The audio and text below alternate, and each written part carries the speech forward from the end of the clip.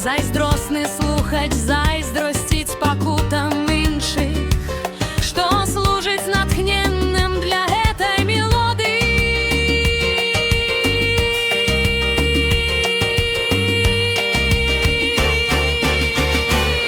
Маё сэрца зроблена з каменя, мае вочы зроблены з каменя, мае рукі зроблены з каменя, мая душа зроблена з каменя.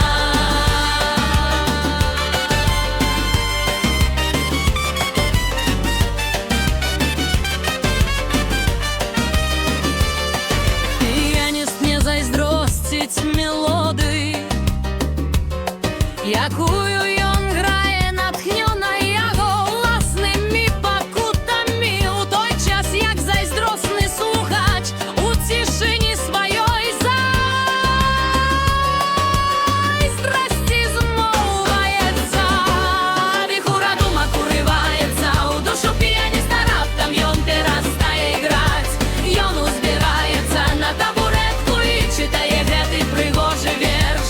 Горкія ўспаміны, фальшывае каханне, адмаўляюся прымаць гэты фруктовы коктейль. Гэтае дробнае каханне, я не магу адчуваць задавальненне ад няўдач іншых. Я толькі ахвяра ўласнай меланхоліі.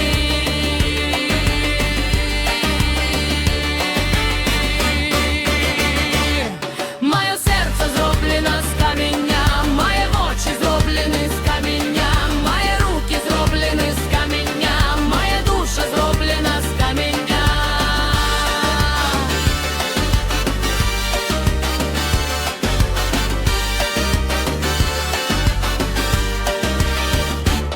Віхура думак урываецца ў душу піяніста, раптам ён перастае іграць.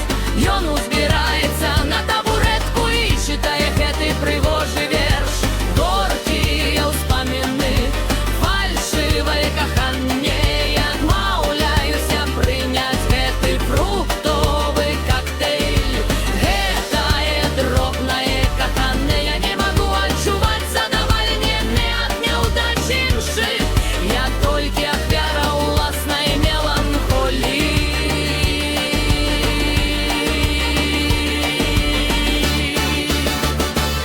Маё сэрца зроблена з каменя, мае вочы зроблены з каменя, мае рукі зроблены з каменя, мая душа зроблена з каменя.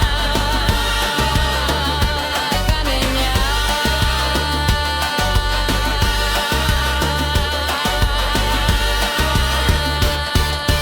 Горкія ўспаміны, фальшывае каханне, я адмаўляюся прынаць гэты фруктовы коктейль.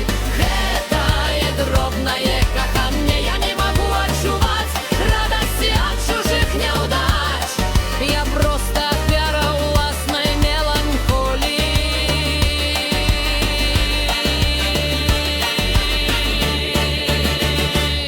Маё сэрца зроблена з каменя, мае вочы зроблены з каменя, мае рукі зроблены з каменя, мая душа зроблена з каменя.